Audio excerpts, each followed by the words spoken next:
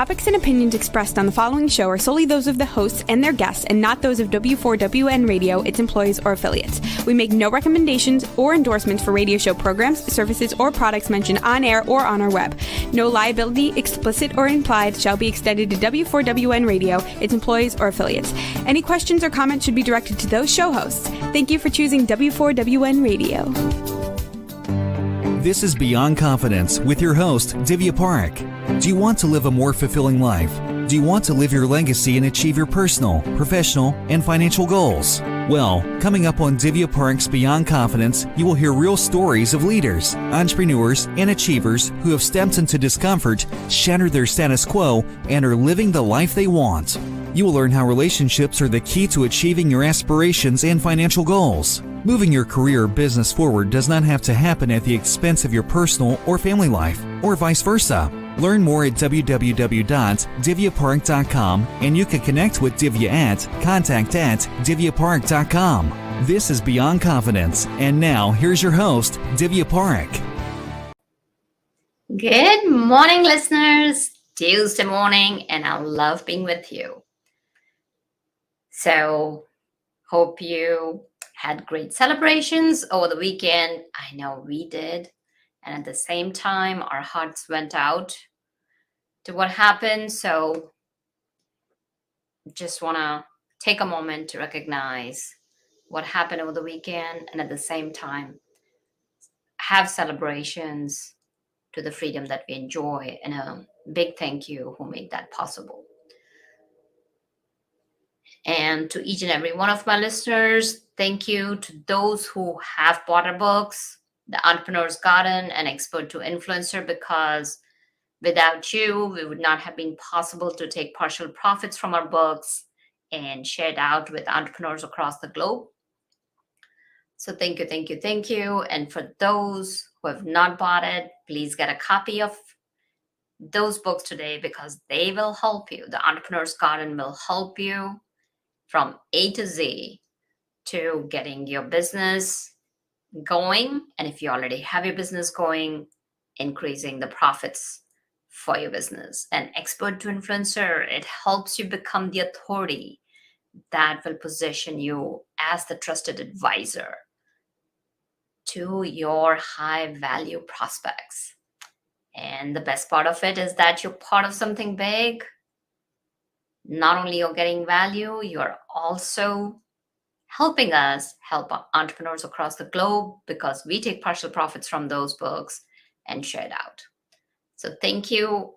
And one call for you, your time, 1 hour of your time, give it generously every month to someone else without any strings attached. Just give it from heart, help somebody out. All right, let's bring on our guest. Welcome, Roger. Thank you, Divya. How are you? Doing well. How are you, Roger? Good. I'm great. And thank you for having me on my show. It's an honor. Oh, it's a pleasure to have you on the show. So, Roger, we usually start out from childhood. Do you recall any moment or a person that you came across or experienced in your childhood that you still remember? We had a nanny that took care of us. My mom was a single head of household, and she was gone a lot. And we had a nanny who took care of us. And I remember she was our second mom, so she always had a real fond place in my heart, and I remember her well. Well, Sometimes a little tough on us, but we were all trying to express our independence, and I was a very independent kid. I was walking through Central Park at 7, 8 years old. So, yeah, I was very independent. oh, wow. I mean, in today's day and age, you wouldn't even think of it. Right? Agreed. So tell us a little bit more about that experience, like where you were just kind of walking down by yourself during the day, and what was it like? So, at one point, my family was heading towards bankruptcy, eventually hit it. And we had moved from the east side of Manhattan to the west side of Manhattan. And so I was going to school on the west side. I was going to school on the east side and living on the west side. And I'd have to walk across Central Park with my trombone. It, I must have been mugged for my trombone 5 different times. But it was just the experience, and you just went on with life. And I remember stealing my brother's comic books and going into Central Park and selling them. And I was just I as long as I can remember, I was always hustling for a dollar. Walking Mm. 2 dogs, 3 dogs at a time, whatever I could Oh, do. wow. Sounds like you had a tough childhood. you know, when I look back at it, I think, wow, yeah, that was way too much freedom. um, but at that time, it was just life as usual. Right. Everything kind of bounces off of you as a kid. You think it bounces off of you, it probably doesn't. Yeah, we don't know how it unravels in life as you move on. So, as you grew, where did your life take you? So we ended up moving from Manhattan to Malibu, and that was when families went bankrupt on the East Coast. They went as far west as they could possibly go. Mm. Malibu at that time was just apartment beach shacks. It wasn't like the big, all the big homes. It had a small enclave. So from the time I was 8 years old, I lived on the beach in Malibu, and it was great. And I was a pretty decent kid. I wasn't like straight A's, but I was B's and C's. I was the star of the junior high musical. I was in the chess club, the woodworking club, and then when I was 14, the summer before my 15th birthday, it was like a switch flipped, and within a year of that time, I was a heroin addict. I was a high school dropout. I was homeless. It was pretty extreme, and I really don't know what made that flip. I know that at that time the hippie era was just starting. I was looking for my tribe, Mm. but it really went downhill very, very quickly. So, you left your family? I mean, at Yes. an under age of 14. Just yeah, just turning 15. Right. It's still like you were a child. And did your family look for you, or how did that You pan out? know, it I was so uncontrollable Mm. that my mom and my stepfather were divorced at that point. So it was just my mom again, and I was out of control, out of control. I was in and out of being arrested, and it was beyond anything she could control, and it was Got beyond anything that I could control. Right. And life does take sometimes wrong turns, and some Yeah. bad choices can have repercussions. So, as you continued through that journey, what happened next? So eventually, when I was 21 or 22, uh, my new stepfather had started with a company, American Income Life, which I later became the CEO of. Um, and he invited me to come in. Now, I will tell you, Diva, I was a functioning addict for 20 years. Mm. And I was very successful. None of it really sustainable, but I was successful, and and that took up that first 20 years of my career. The interesting thing is that when my career really took off was, there's a lot of negative energy that it takes to be an addict. I mean, you are constantly in search of, your next fix. Um, so when you're clean, if you can take that same energy and now move it into a positive force, it's Hmm. incredible. It is absolutely incredible the turnaround that you can have. So you mentioned that you dropped out of high school. Did you ever go back to finish it? And if you Well, were using so much of your energy for the next fix, as you mentioned, how did you function? And what was it within you that allowed you to continue to function? so Divya, the funny story about that is, I've been saying this GED to CEO. As you know, the title of my book is "The Most Unlikely Leader: An Unbelievable Journey from GED to CEO." I've been saying that for so long that I really believe that I got GED, but if it was tested and I had to find papers, I'm not so sure I could find it. So hopefully that is the case. Um, I think that as an addict, at that point, I was doing a lot of cocaine, um, and so it, basically, what happens with a functioning addict is they're literally able to burn the candles at both ends, you know, Mm-hmm. and that's what I did. I was, very focused on my work when I was in there because I had a stimulant, and the stimulant was doing it. And then I would take some type of downer to sleep, and it was that juggling that went on for a long, long time, until I started smoking crack cocaine, and that brought me to my knees very, very quickly. That did that within a year. I was at bottom. And how did you turn your life around? So I remember this vividly. I remember I was in a little cottage in Malibu, and I'm on the carpet, and for hours and hours, I'm on all fours looking for some sliver of cocaine that maybe that I could find in the carpet, and it's like an animal.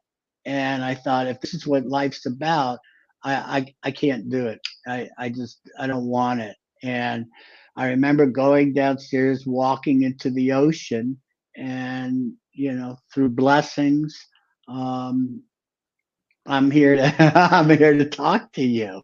Um, I went into rehab the next day and went through rehab and got out. And I will tell you that that it was years and years of habits in that addiction. My first thing was to do completely different habits. So if I took off my left shoe first, or put on my left shoe first, I was going to put on my right shoe first. If I brushed my teeth with my right hand, I was going to brush my teeth with my left hand. I needed to do the opposite that I'd been doing for many, many years in order to change the habits of addiction. And from there, as I said before, then it's just a matter of changing the picture that you have in your mind of yourself. And it's a picture that nobody else sees. It's just the one that you see, how you see yourself. And the picture I had seen of myself was very, very dismal. I was going to die homeless and drug addicted and all that. Once I was clean, I was able to change that picture of who I was and who I wanted to be.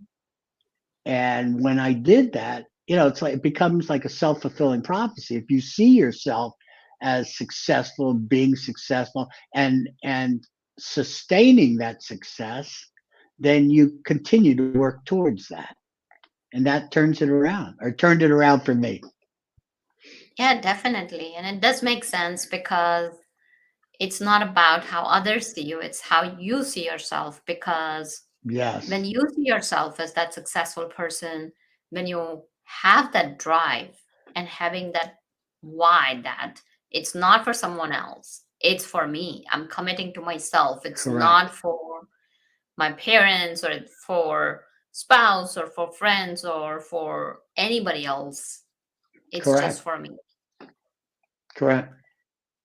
And that's powerful. So as you Mm. continued your journey, you made this decision. And what were the lessons that you learned as you moved to the position of CEO?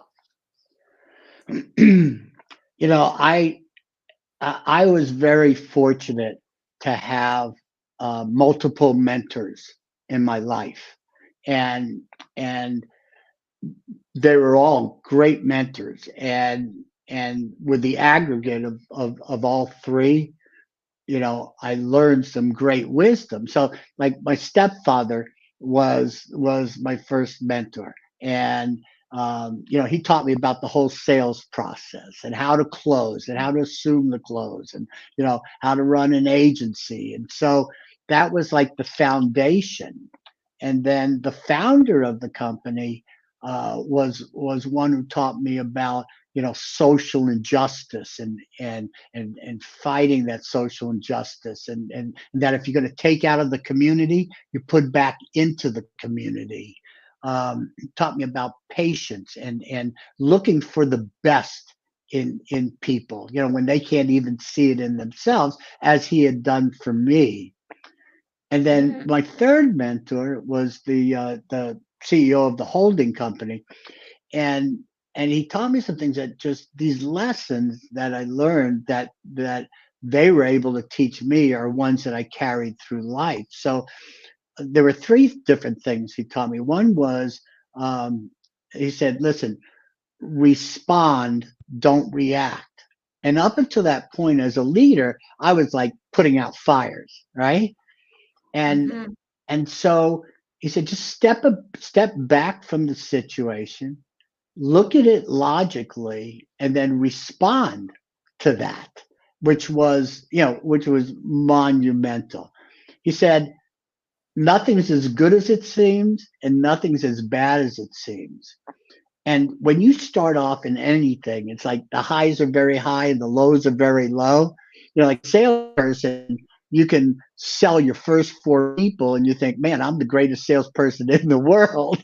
And then you could blank for 4 or 5 days and go, well, maybe this isn't for me. You know, so if nothing's as good as it seems, if you understand that when you're on that high, there's going to be obstacles that are going to take you down, and if you understand when you're in one of those valleys that this too shall pass, then you know, then you can, then your highs aren't as high and the lows aren't as low.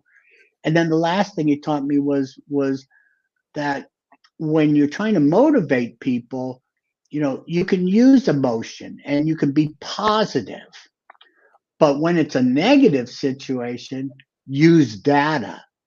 And that was eye opening for me, because up until that point, the way I was raised in leadership was, you know, you motivate them positively, and then when it's negative, you yell at them. You know, it was good. I personally don't know why anybody followed me in the beginning, but the aggregate of those mentors are, you know, are the lessons that I learned as I moved through my career. Absolutely. And these are powerful lessons to learn. So you talked about the founder saw the best within you, and let's kind of explore that. So, what did he see within you, and how did he help you take the ladder towards becoming CEO?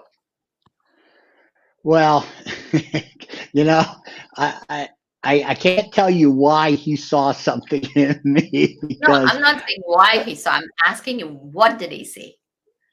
I think he saw somebody that was driven, and that was coachable, and that would listen and then implement.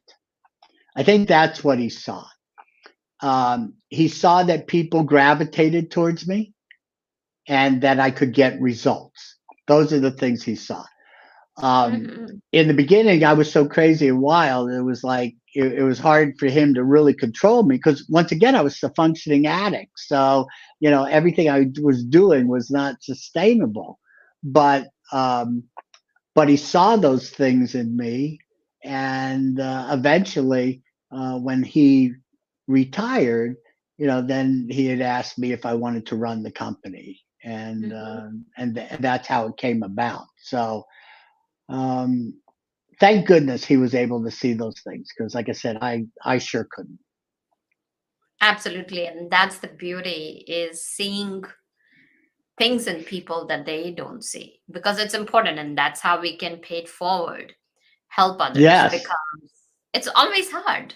We are always, I think so most of the people are super critical of themselves. Even if it is taking a look at their own picture or how they've appeared on a show or how they're talking or how they're giving a talk, or this is, of course, I'm just Yeah. generally kind of talking, or even if they are in a situation where they're giving a toast to someone, or if it's a simple meeting, it's always that criticism, self criticism going on, and that negative self talk. And it's so important to pay attention to it, as you had said earlier. Yeah. And now It's that it, someone sees the positivity within you, that made you turn around. So, was that after you completely went into rehab that you became CEO, or was it before? no. It was after I went into rehab, and it was quite a few years because at that point I still owned an insurance agency with the company, and Hmm. it wasn't until he actually retired that I moved into the corporate world. And Divya, just to touch on what you said, so many times it's fear that just stops us from moving forward. I think if we realize that, okay, listen, you make a decision, and if it was the wrong decision, then make a new one. You're not married to a bad decision. You can change it and move on, but people get so scared, and they get so scared that they're going to make the wrong decision, that they end up not making a decision at all, which is the wrong decision. You know what I'm saying? Yeah, because a lot of Yeah. people don't realize that whether you take action or don't take action, you're making a decision. Let's say you're Correct. sitting on the couch watching, you're doing binge watching. You may think, I don't want to, it's hot outside. I don't want to go for exercise. So you are still making a decision because you're not getting off that couch and doing even a 15-minute walk. If you're taking that walk, you're still making that decision. And once that awareness sets in, life really changes. Absolutely. Absolutely. So, as you talked about, that the founder saw something special within you, and you talked about being driven and getting results. So, what was it within you that drove you, and what kind of results were you getting? You know, I'll tell you, in the beginning, as a salesperson, um, the what drove me wasn't so much the money, it was so much the recognition. And I think part of that was that my self-esteem was so low that the way that I was getting my gratification was by the recognition. And I had to keep on moving up. I remember there was a magazine that listed all the top agents and started at number 50. Let's say there was at that time 1,200 agents, and I remember all of a sudden I was like number 50. And, and I pasted the magazine up on my wall, and I would just start marking off the names in front of me so that I could climb to the very top. But as I said, it was that recognition and people seeing it. Later on, I was driven for results because I knew that I needed to influence people. Hmm. And if I want to influence people, then I need to have results. People aren't going to follow your vision unless you're able to show them what's going to happen, right? So I think that was the driving force as I moved up, later on.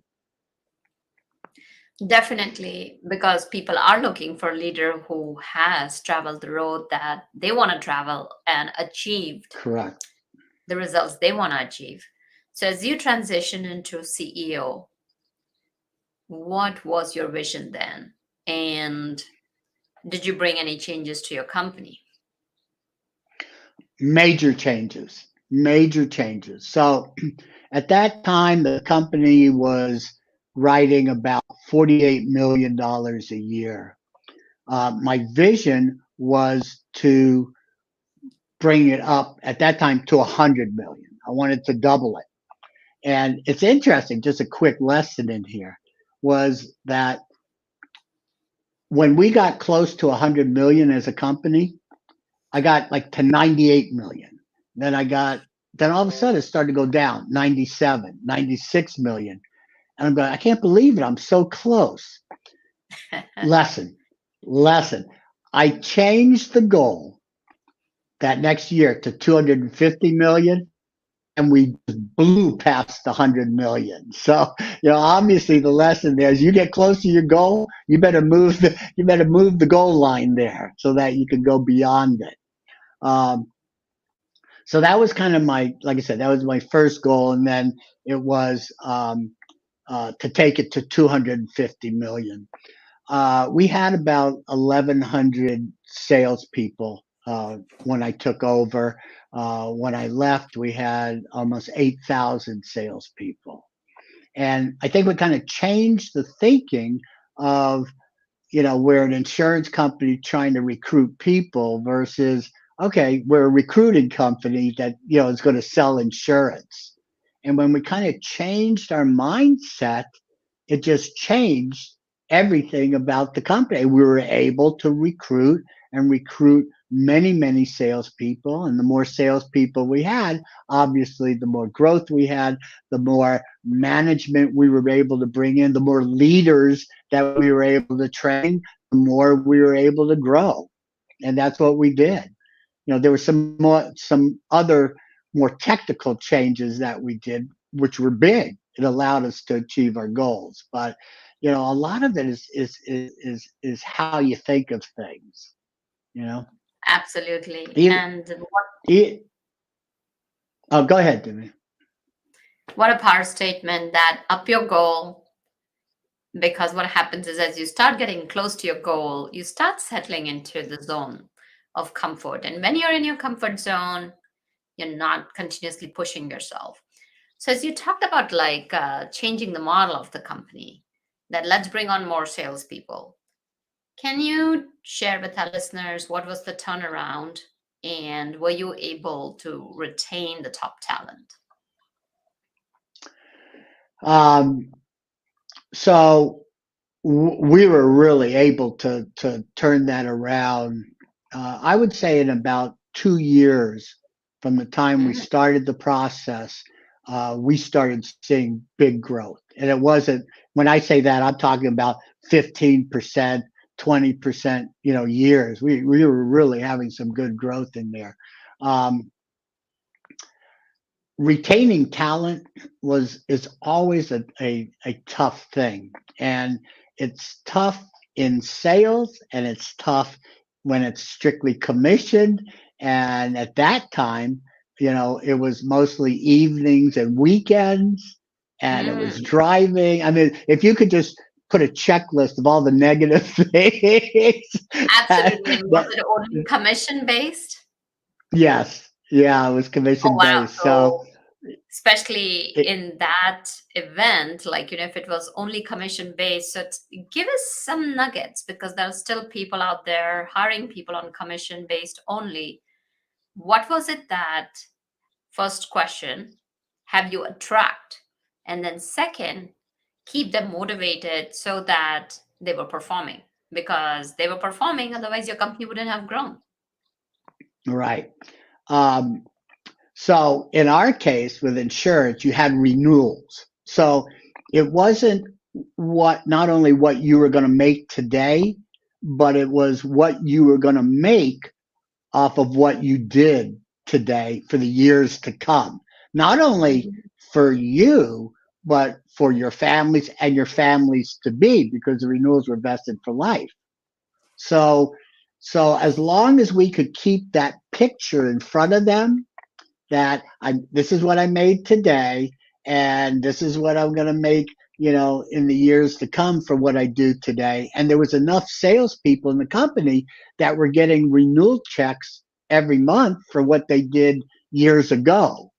So of course, every sales meeting we're giving out the renewal checks. We're keeping that vision in front of the salespeople, and I think that as leaders, I think it's very very important that we care for people, and when Mhm. people really know that you care for them, not care for them because of what it's going to do for you, but care for them because of what it can do for them and their families, then they'll go through the tough times for you.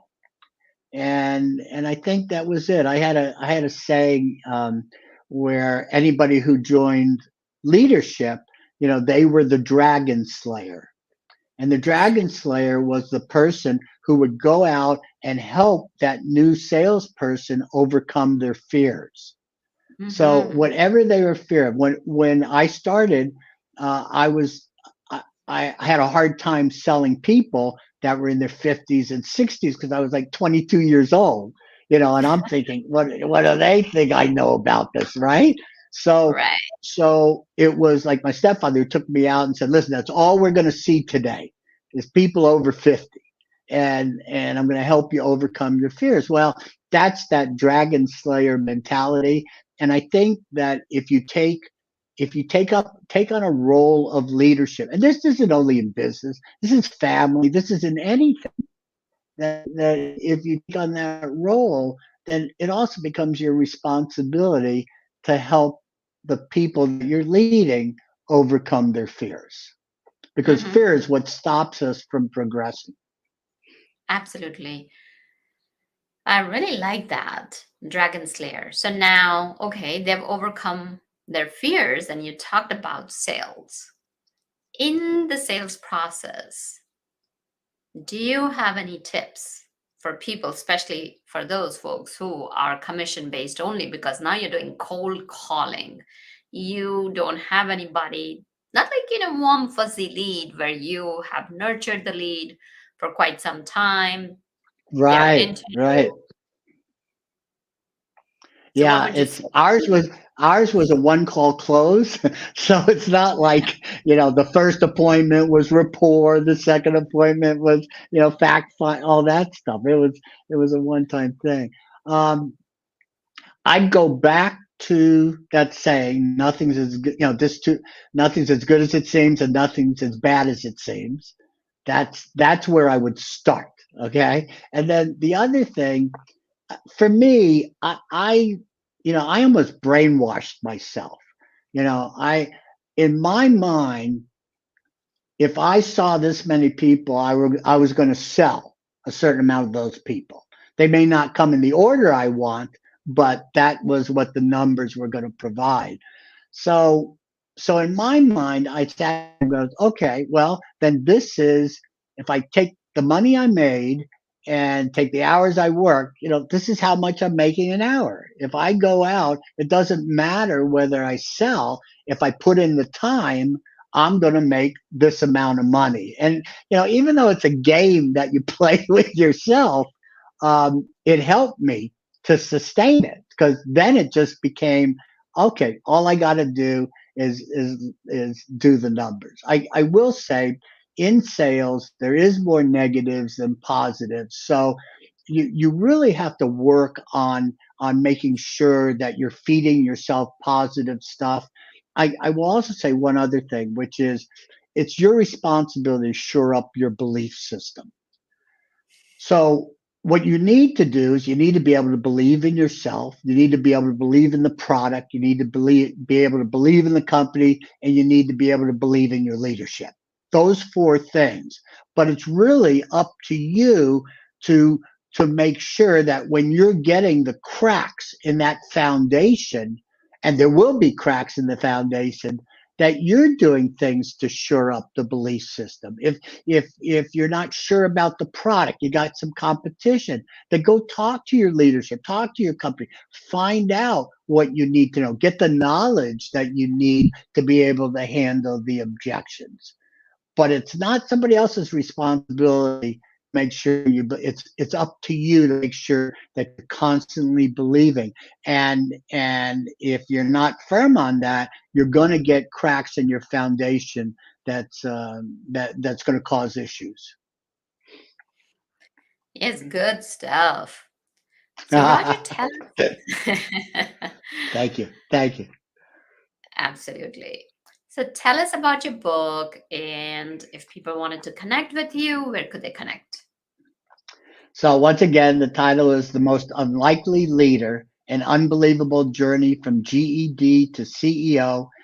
They can go onto my website, rogersmith.me. That's rogersmith.me. And you can order the book there. My social media links are on there also. So that's how you get a hold of me. Well, very nice. And if you were to leave our audience with three things that they could get started on today, what might those be?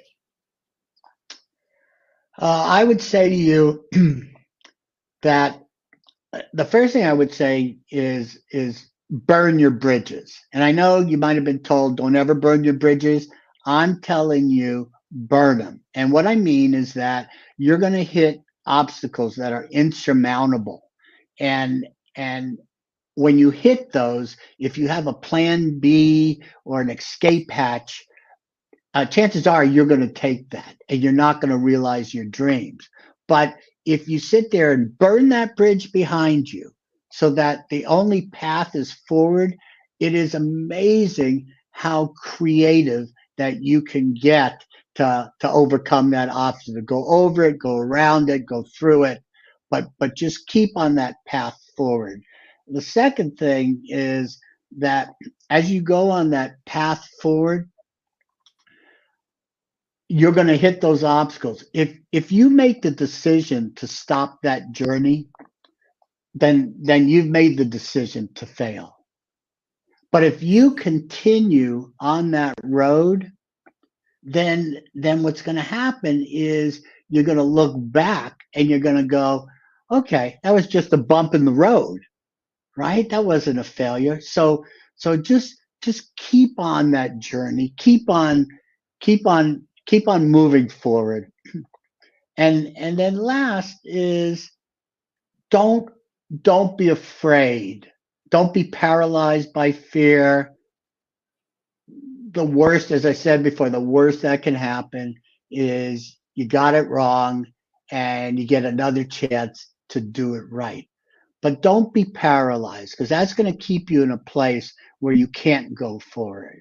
And if you want to go forward, no matter what, the inspiration, the reason I wrote the book is to try to inspire people who may feel stuck, who may feel that their education or so many things are working against them. And I am here to tell you, I am the epitome of just being so far down and being able to move so far forward.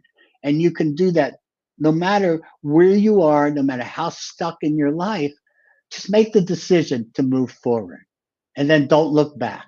And that's what I would say. Yeah, definitely. Very powerful because when you don't look back, you learn from the lessons, and it's making that commitment to yourself. Yes, And when you commit to absolutely. yourself, you'll do what it takes to being true to yourself and keeping that word to yourself. And that's one of the things to think about. How much value do you put to your word to yourself? So critical. And your book definitely sounds like an inspiration, and I'm sure our listeners will be getting it. And if you can share with our listeners what's next for you. That is, Divya, that is a great question. And you know what? I'm not quite sure. I'm in one of those places where I retired, I wrote my book, and now I'm in that phase where I'm going, okay, next chapter. Where do I go? And as soon as I know that, I will let you know that.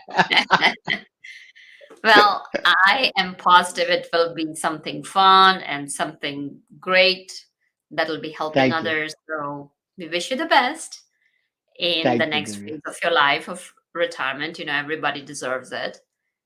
And thank Thank you you. for joining us. Okay. Thank you. And thank you, listeners, for joining us, because without you, the show would not be possible. Thank you, Juan, for the technical support. And remember that you are the most important person in your life, just like they say. Put on the oxygen mask first before you start helping others. Bring on positive self talk. Be in service of yourself while you serve others. So when you combine the two, magic happens. So until next time, be well and take care.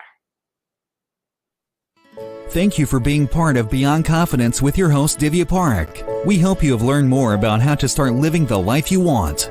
Each week on Beyond Confidence, you hear stories of real people who have experienced growth by overcoming their fears and building meaningful relationships. During Beyond Confidence, Divya Parekh shares what happened to her when she stepped out of her comfort zone to work directly with people across the globe. She not only coaches people how to form heart connections, but also transform relationships to mutually beneficial partnerships as they strive to live the life they want. If you are ready to live the life you want and leverage your strengths, learn more at www.divyaparekh.com. And you can connect with Divya at contact@divyaparekh.com. We look forward to you joining us next week.